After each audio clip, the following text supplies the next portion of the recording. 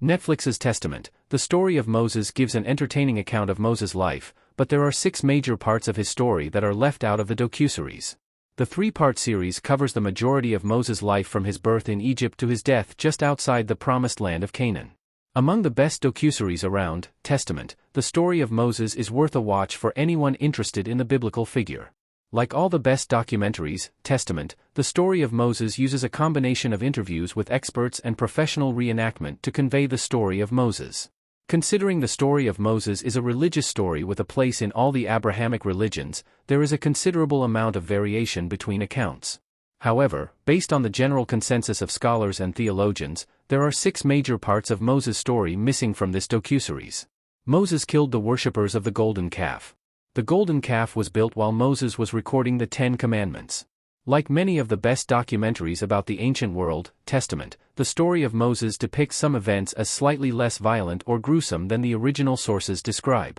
The docuseries includes the story about Moses' followers constructing a golden calf to worship after presuming Moses had died on Mount Sinai, but it then shows Moses pleading with God to spare them, and ultimately, Moses does not punish them for idolatry. This is not the case in religious texts. Most versions of the story of Moses agree that he was not forgiving to those who abandoned God to worship an idol, and according to the book of Exodus, about 3,000 people were killed for this crime. Moses did not, however, blame Aaron, and included him when he called those who stayed true to their God to his side. It seems Aaron was the only one who was spared in biblical lore, as he is purportedly the one to have melted down the gold and built the calf in the first place. Testament, the story of Moses probably left out the slaughter of those who worshipped the golden calf because it was so close to the end of the docuseries that it might leave people with a more negative opinion of Moses. However, as the docuseries states many times, Moses was a flawed man, and his story is not peaceful, even if peace was its purpose. Moses constructed the tabernacle. The tabernacle held the Ark of the Covenant. Moses outside a tent in Testament, the story of Moses. Another important part of Moses' story that isn't covered in Netflix's Testament, the story of Moses, is the construction of the tabernacle.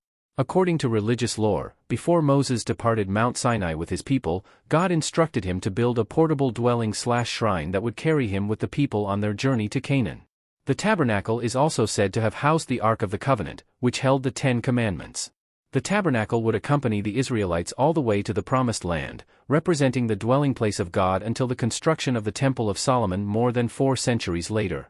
Along with housing the Ark of the Covenant, the tabernacle was a place for people to worship and sacrifice to God.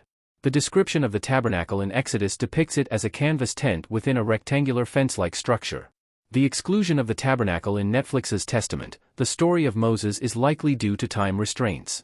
There is so much to cover when discussing the life of Moses, and it seems the docuseries wanted to focus more on his liberation of the Hebrew people from Egypt than his leadership of the journey to Canaan. It's the time period between arriving at Mount Sinai after fleeing Egypt and arriving in Canaan 40 years later that is glossed over the most in the docuseries, which is probably why the tabernacle's construction wasn't discussed.